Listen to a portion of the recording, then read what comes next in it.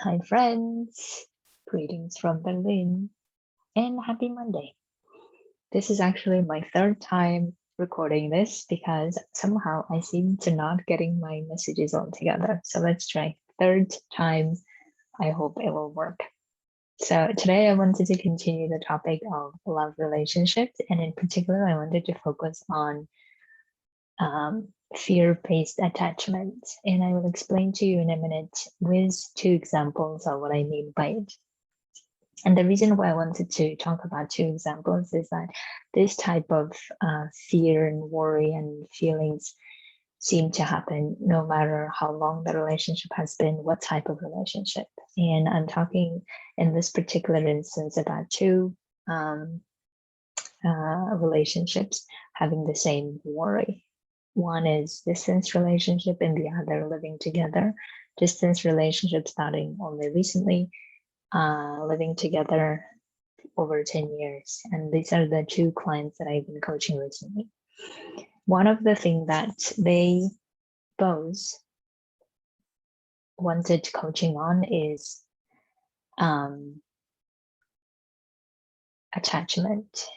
In other words, they were worried that their partners may say one day that the partner wants to go off and do something else or not be in this relationship anymore.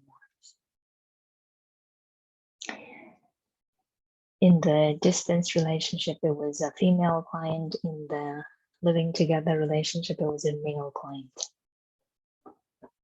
So they both had the same worry and the same fear that I don't want to hear him and her saying that I don't want to be in this relationship anymore.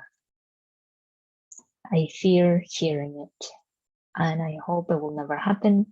And they had this fear and they had this attachment that I really want to be with this person. I love this person, but I don't want to hear anything that sort. And they also talk to the partners whether that's true, that suspicion or that fear is true or not. And the partners confirm there is no such thing. So what to do now? And interestingly, both of them had this idea of what if just end the relationship before it gets to the point of the other person leaving them. Right? So what's the point of building this relationship when I have this fear that this may end anyway? Now, fear may be a good indication of something going on, and we want to check that. So why are we having this fear, and what is the fear telling us? Is the fear telling us that we're not trusting the other person? If so, why not?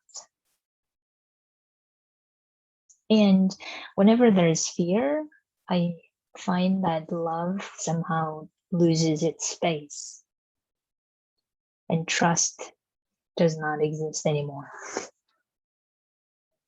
Because somehow, whenever fear is there, all the other wonderful emotions and feelings that we had are somehow away, and we're focused on fear, and we're focused on this attachment. Attachment here is that I don't want to lose my partner. Right? So fear-based attachment is I don't want to lose my partner. And if he or she tells me that they don't want to be with me, then I don't know what to do. I can't handle that.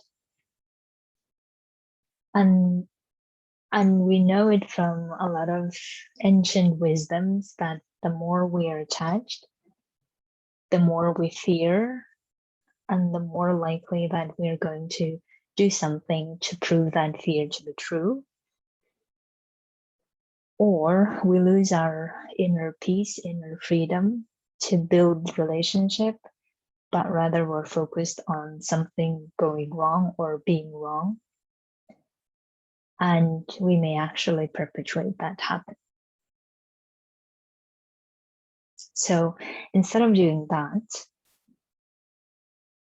if we talk to the partner and the partner says that there's nothing going wrong, everything's fine, then we can, of course, end the relationship thinking that it will end anyway, so why not end it now? But do we really want to do that?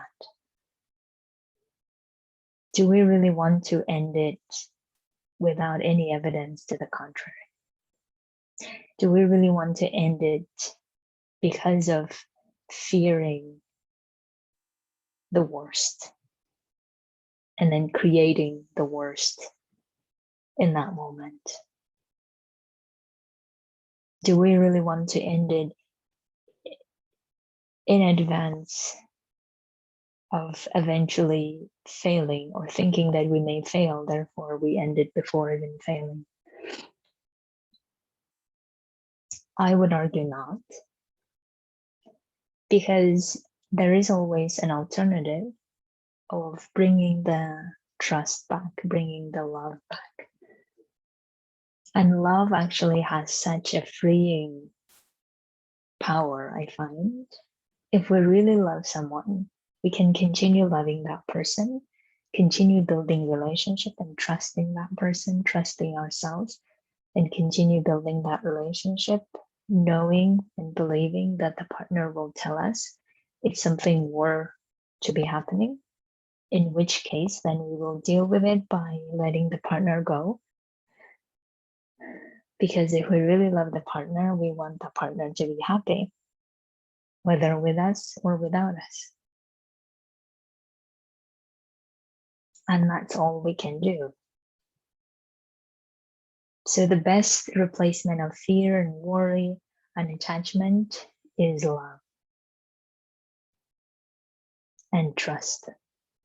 So if we love someone so much, we want to hear what's going on within that person's world. We want to find out how it is and why certain things may have changed, or maybe we notice certain changes and we want to talk about it. And we want to hear what's going on within that person's mind, and we want to tell what's going on within us so that we really are transparent and know how to move on. Not out of the fear of, I think something's going on, but out of the love of caring and wanting to know what's going on and how we want to build relationships further. Trusting that the partner will tell us in the moment if something is going on. And if something is not going on, then the partner is wanting to do the same things that we do.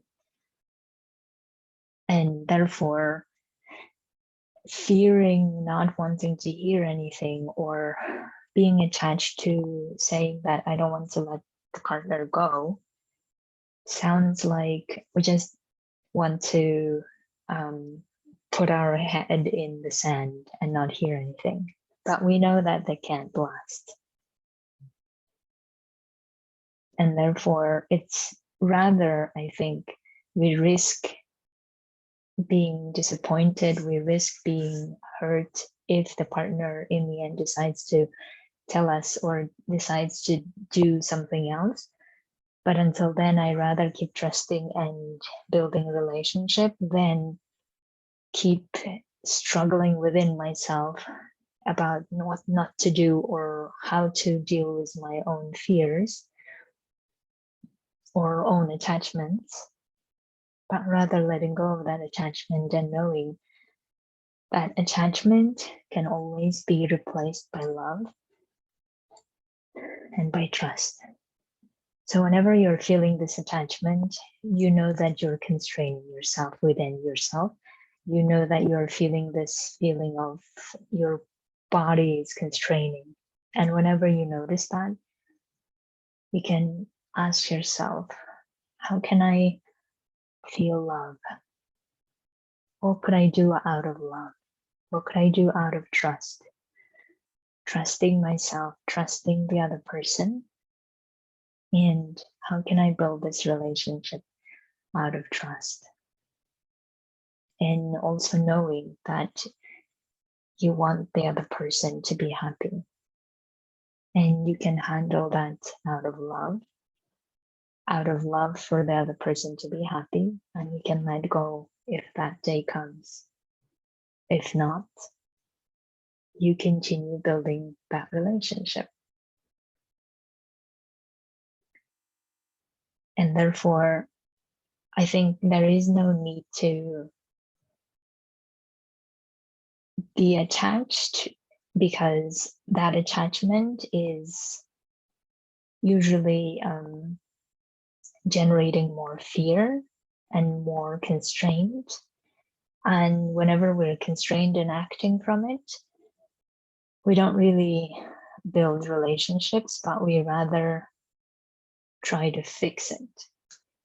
But if we're acting out of love and trust, we're more likely to build relationships, no matter what we think the other person might be thinking or going on, but we trust them. We love that person. So we want to continue building it. Even if certain fears come up, we notice what their messages are, and then we continue building. So whenever you think that there is something going on and you don't want to hear, actually the answer is you want to hear. I know it's counterintuitive, but we want to know what's going on within the other person's mind.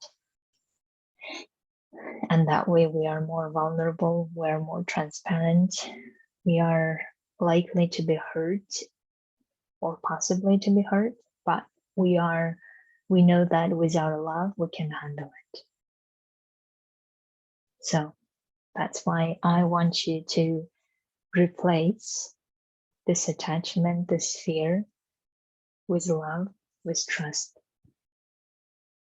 and then see how your relationship changes and how amazing relationships you can build for you and for your partner. Thank you so much. Happy Monday.